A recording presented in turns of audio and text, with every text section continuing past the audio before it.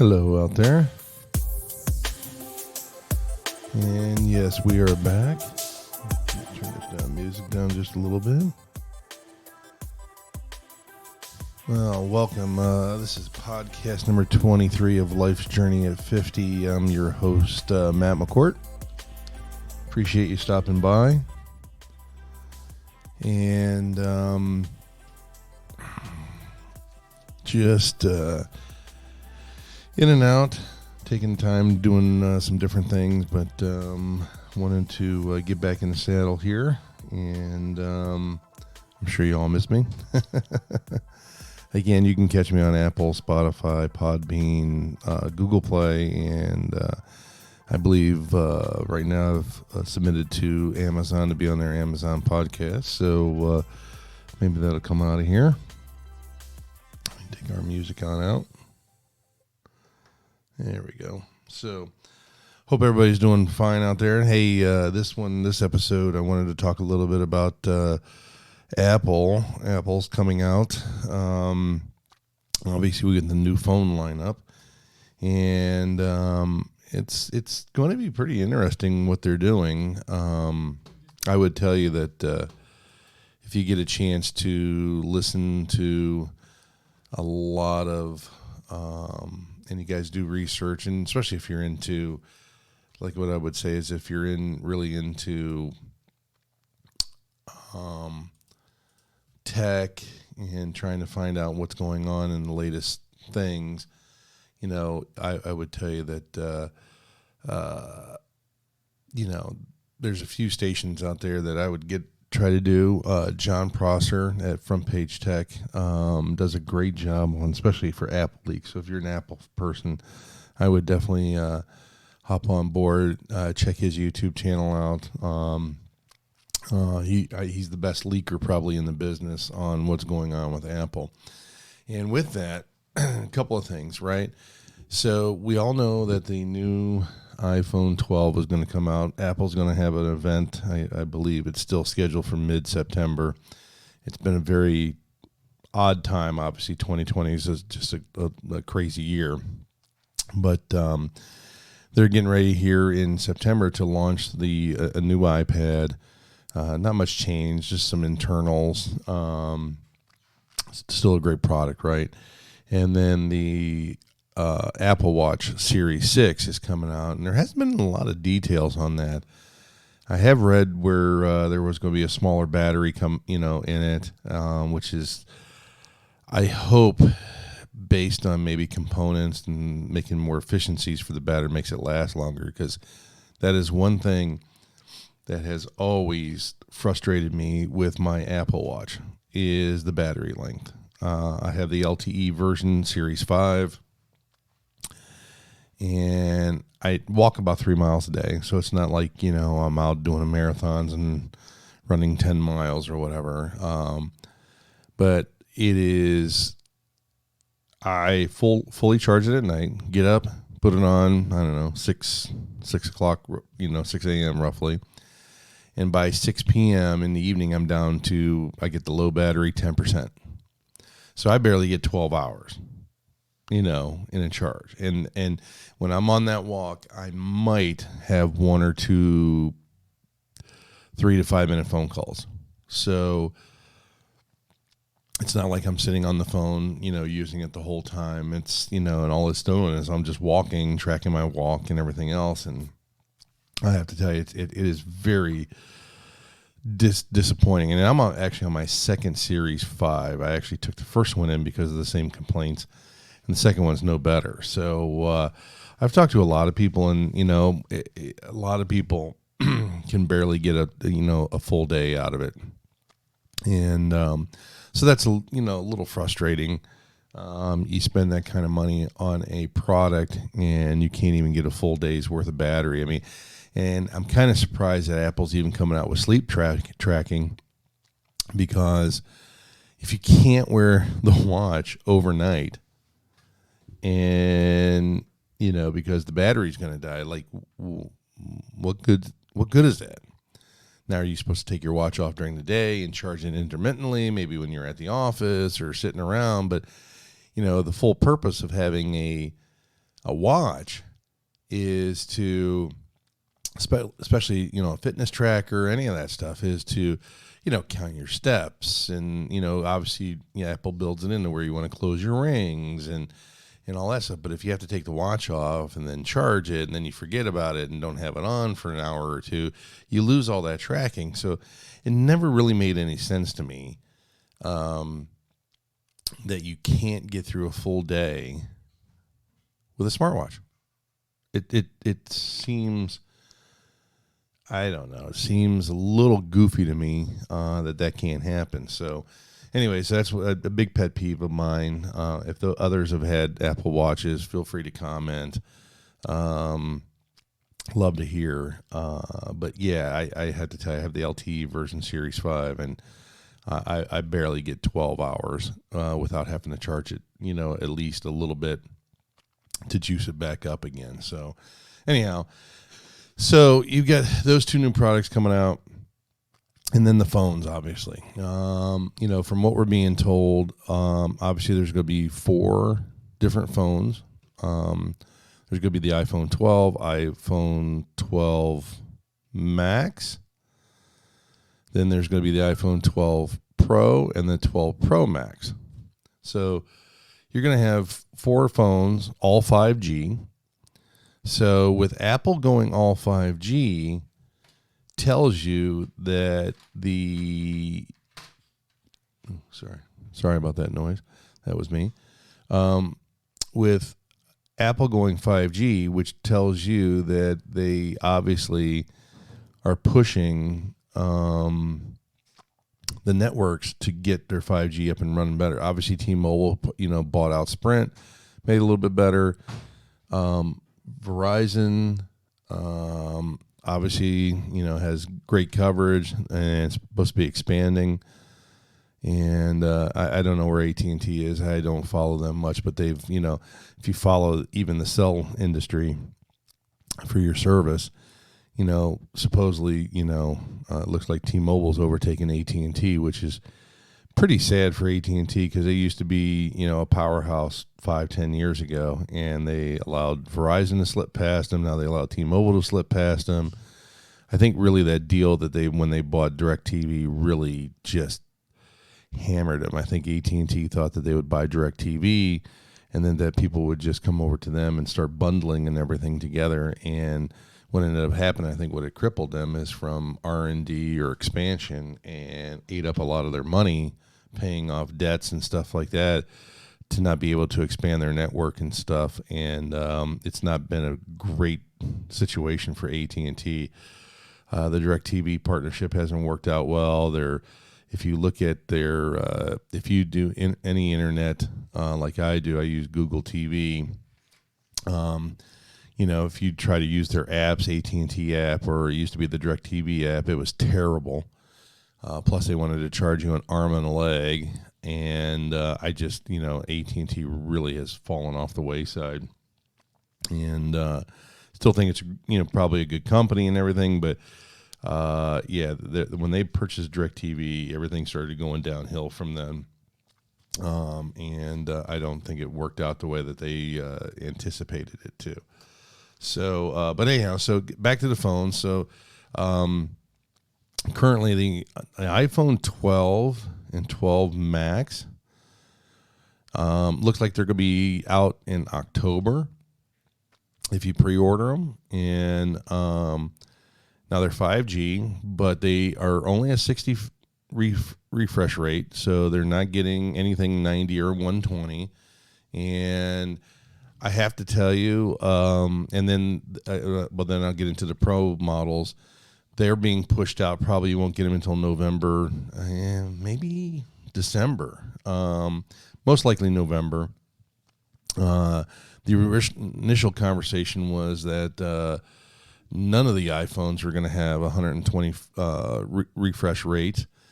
And I think Apple realized that, and a couple things, if you're going to buy an iPhone this year, they are not putting in a power brick, so you're not going to have a charger, and no more headphones.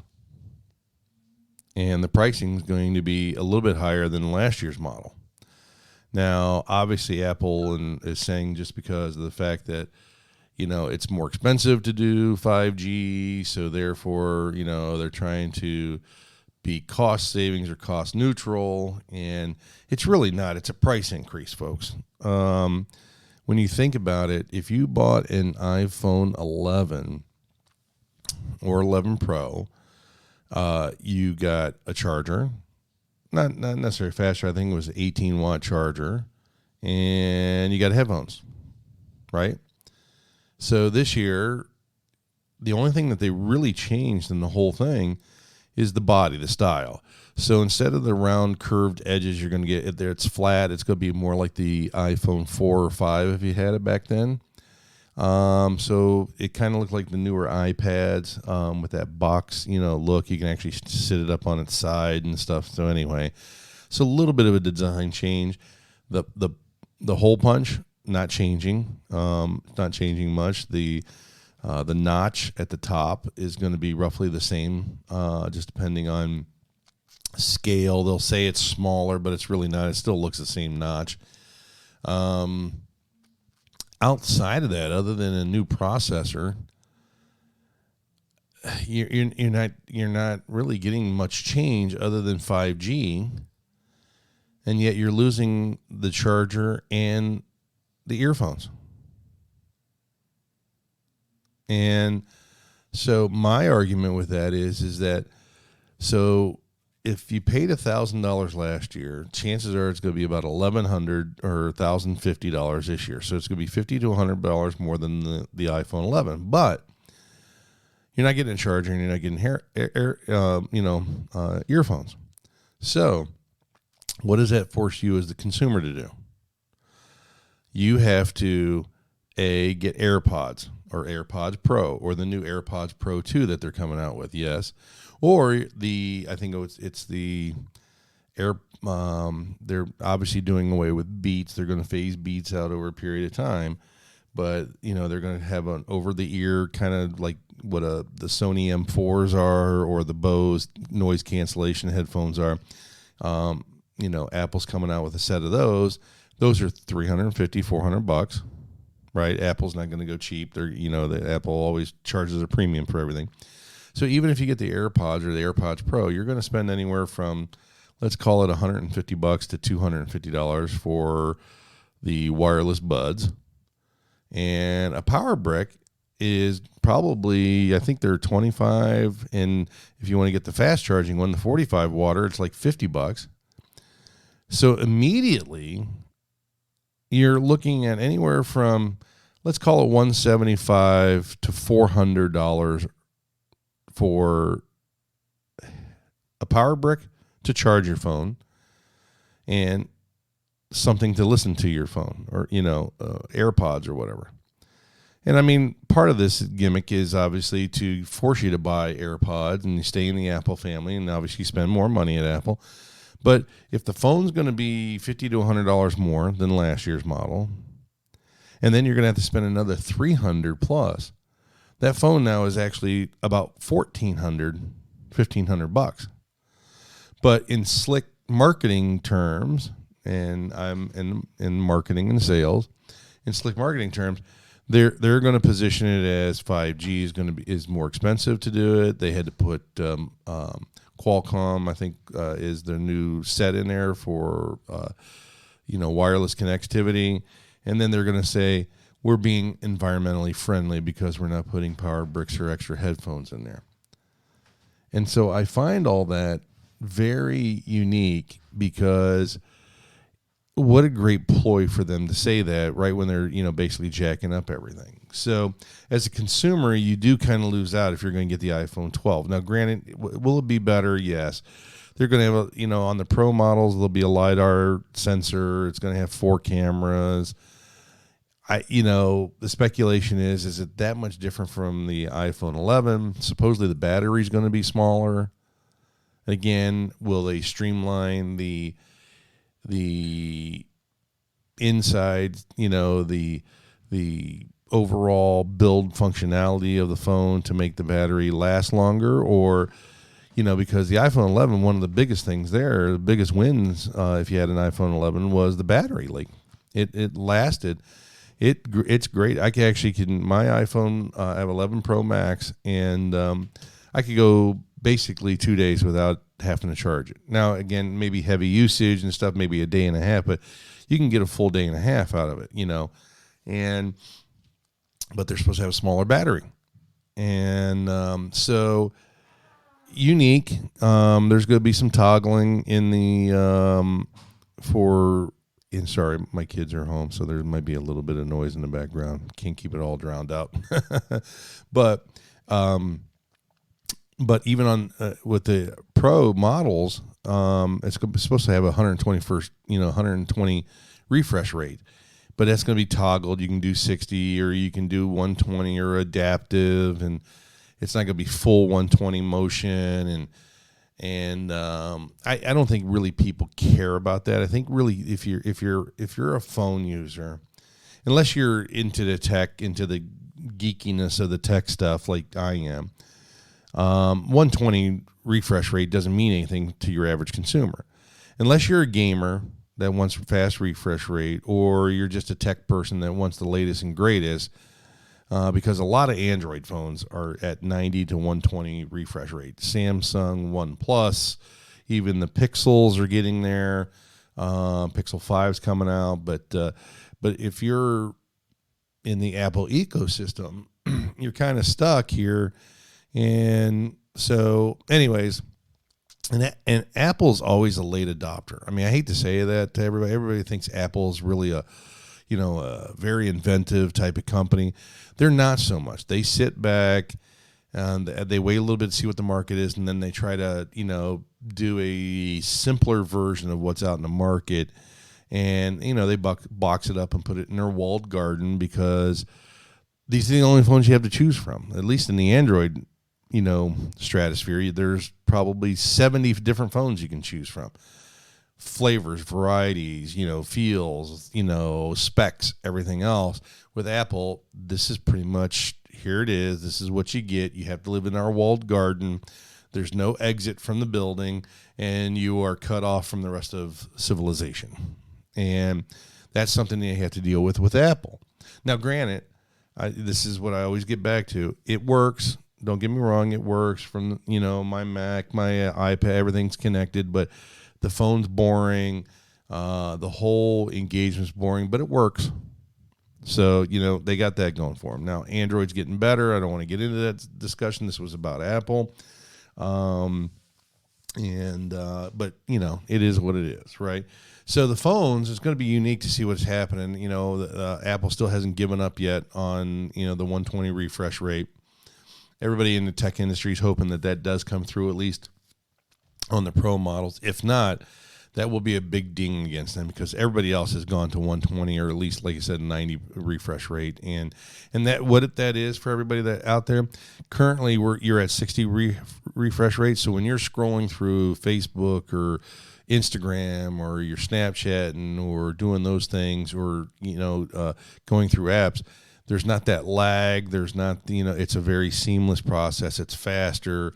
It creates that contract quicker. And again, it's just, some little things that you'll notice. So anyhow, so that's what's going on in the world of Apple. That's what's going to happen over the next couple of months. Everybody's obviously going to be jacked up about it. It'll be interesting. We still got our lovely pandemic going on. Eventually this will be over with. My gut tells me that after the election, depending on, whichever way it goes, but I still think after the election that it'll be interesting to see how if the coronavirus is still around, and how much that'll start going away. But Apple does do a nice job, folks. I love all the other stuff that they do. I think the MacBook is absolutely fantastic versus any Windows computer I have. But the phone is just boring. I don't find that their screens are that great. They're supposed to be going to OLED, and hopefully that'll be better for them. I still believe my Samsung phones, like I said, I have a Note 10 Plus. My Note 20 Plus is arriving this week, but the Samsung screens are just heads and tails above anything else in the marketplace. And but anyway, so yeah, I again, Apple does a great job. People will buy their phones. Just know that you are getting hammered this year. And going forward, because this isn't typical Apple, they love to charge more. I don't think they even do much around R&D anymore. It seems like they're more built on services and expanding, making sure that you're buying all the accessories and everything. And that's what this is. This is their move to, obviously protect their revenue streams, to force consumers to buy extra stuff. And because most of us, if you're in the Apple, you have chargers laying around, but not to have a charger in the phone and you're paying that kind of money and not to be able to charge it seems kind of ridiculous to me. Earphones, maybe. I don't know. I don't know. It just seems ticky tacky to me. But you as a consumer, you will buy it. I probably will get one too, and just because of the new form design. And if they do the 120 refresh rate, I probably will get a new one. But if they don't, I probably will not. I'm actually switching back as my daily driver back to an Android in the next few weeks, and giving that a test again. It's Apple. Everybody loves them. You can be an Apple fanboy. You can be a Samsung knight or an Android lover or whatever. It really just comes down to what you like, because they all do the same things, right? You make a call, you text, you surf, you troll on Facebook, you troll on Instagram, Twitter. All that stuff can be done from either platform. And it's just what you like and what and kind of what fits your style. So again, I always laugh because it always comes down to the text, the green bubble versus the blue. And if you're not in the blue, everybody chastise you because it's a green bubble, you must have an Android.